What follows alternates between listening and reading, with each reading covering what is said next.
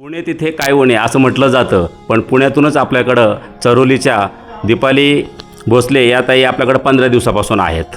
आपण जाणून घेऊन या की त्यांना आमच्या ओंकार हॉस्पिटलमध्ये कसं वाटलं. ताई, तुम्ही ज्यावेळी इथं आलात त्यावेळी तुमच्या आजाराच्या समस्या भरपूर होत्या आणि मला वाटतं एक 8-9 महिने तुम्ही ट्रीटमेंट घेतलेली होती. इथं आल्यानंतर कसं वाटलं तुम्हाला? इथं आल्यापासून भारी वाटलं. सगळ्या माझ्या ट्रीटमेंट व्यवस्थित झाल्या, टेस्ट सगळ्या केल्या, माझ्या आजाराच्या मुळाशी गेले सर इथले आणि व्यवस्थित ट्रीटमेंट दिली मला आणि आता भारी वाटते. नाही, भारी म्हणजे तुमच्या ज्या तक्रारी होत्या त्या काही तक्रारी आपण माईकवर सांगू शकत नाही किंवा लोकांना सांगू शकत नाही, पण एक महिलांना ज्या समस्या असतात त्या होत्या तुम्हाला आणि त्यातून तुम्ही आता बऱ्या झालात का बऱ्यापैकी? हो, बरे झाले. आणि 8-9 महिने तुम्ही जे दुखणं घेऊन फिरत होतात, आमच्या ओंकार हॉस्पिटलचे जे संचालक आहेत डॉक्टर रवींद्र वामन सर, मी स्वतः डॉक्टर मोहन वाघ, ICU इंचार्ज ओंकार हॉस्पिटल आणि आमची सर्व टीम, ही तुम्हाला कशी वाटली बरं एकंदरीत? एकदम भारी, सगळ्यांनी खूप काळजी घेतली. नाही, भारी म्हणजे सगळे दिसायला वगैरे भारी जाऊ द्या, पण तुमच्याशी ट्रीटमेंटला कसे होते, सगळे व्यवहाराला कसे होते, ट्रीटमेंट मावशा कशा होत्या? ट्रीटमेंट सगळी व्यवस्थित दिली, सगळ्यांनी छान काळजी घेतली, व्यवस्थित सगळे आहे. बरोबर. आणि तुम्ही ज्यावेळेला पुण्यात जाल त्यावेळेला तुम्हाला असं वाटेल का नाही आपण पुणे सोडून तिकडे गेलो होतो पण आपल्यावर उपचार काहीतरी कमी झाले, आपल्याला उपचार कमी करण्यात आले, असं वाटेल का तुम्हाला? नाही, सगळे उपचार माझे इथं झालेत. पुण्यात जेवढे झाले नव्हते 8 महिन्यात तेवढे माझे इथं सगळे उपचार झाले. तुमची ही प्रतिक्रिया आम्हाला खूप बहुमोलाची आणि अभिमानाची आहे की मी सुरुवातीला वाक्य वापरलं, पुणे तिथं काय होणं, खरं पुण्यात काहीच होणं नसतं.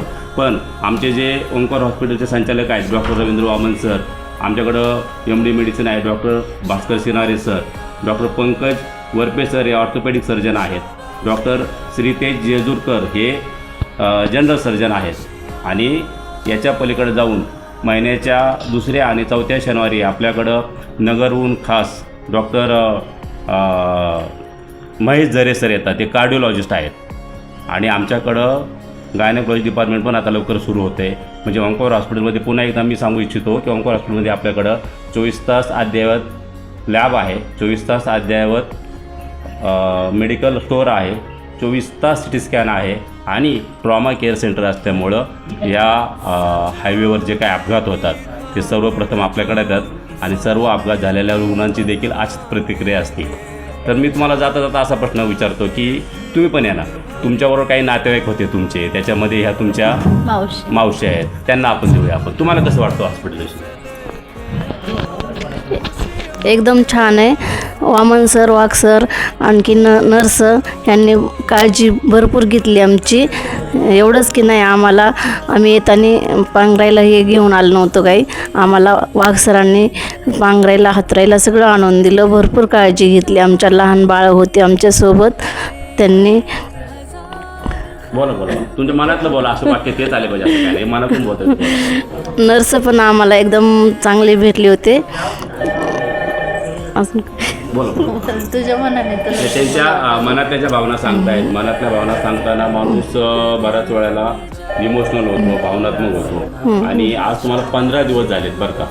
15 दिवसामध्ये खरंच तुम्ही घरी गेल्यावर ह्या ओंकार हॉस्पिटलची आठवण येईल का तुम्हाला? खूप आठवण येणार. आम्हाला माहेर घर असल्याने वाटत होतं, आम्हाला अजिबात हे हॉस्पिटल नव्हतं वाटत. तुमची प्रतिक्रिया दोघींची पण आमच्यासाठी खूप बोलकी आहे. माहेर खरंच सर्व रुग्णांचं माहेर व्हावं हीच आमची इच्छा होती आणि इच्छा झालेली आहे पूर्ण. की आम्ही ओंकार हॉस्पिटलमध्ये पुन्हा एकदा सांगू इच्छितो की आमचे जे संचालक आहेत डॉक्टर रवींद्र वामन सर, अतिशय प्रतिकूल परिस्थितीतून त्यांनी वैद्यकीय शिक्षण पूर्ण केलं आहे आणि हे पूर्ण करून त्यांनी जो वसा चालवलेला आहे की गोरगरिबांची, दीनदुबळ्यांची सेवा करून या ओंकार हॉस्पिटलचं नाव आपल्याला ह्या पंचक्रोशीतच नव्हे तर महाराष्ट्राच्या कानाकोपऱ्यात पसरायचं. तर आम्ही आता पुणे जिल्ह्यापर्यंत जाऊन आलेलो आहे. नक्कीच बाकीच्या रुग्णांसाठी सुद्धा आशेचा किरण असेल.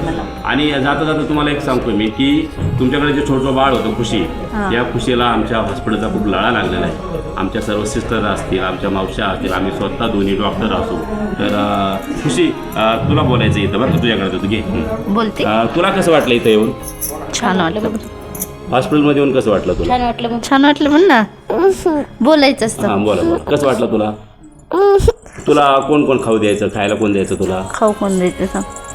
आबीदादा द्यायचा, अजून आबीदादा द्यायचा, दीपाली दिदी द्यायची, राहुल दादा, सगळे तुला जीव लावायचे ना. आणि नक्कीच मित्रांनो, असे काही पेशंट असतात की जिव्हाळा लावून जातात. त्यातलं हे चरोली म्हणजे अगदी आळंदीच्या जवळ आहे तिथून आलेलं पेशंट आपल्या सगळ्यांच्या मनाला नक्कीच एक चटका लावून गेलेला आहे. चटका म्हणजे इन द सेन्स ते बरं झालं, पण गेल्यानंतर त्यांच्या आठवणी आम्हाला येतील, आमच्या आठवणी त्यांना येतील. आणि मी त्या दोघींना त्यांच्या कुटुंबाला विनंती करत की तुम्ही कधीही शिर्डीला वगैरे आलात सहकुटुंब आमच्याकडे या. हो. आजारी म्हणून येऊ नका, तुमचा आजार बरा झालेला आहे, हो. पण भेटायला म्हणून या नक्कीच. हां धन्यवाद. नक्की.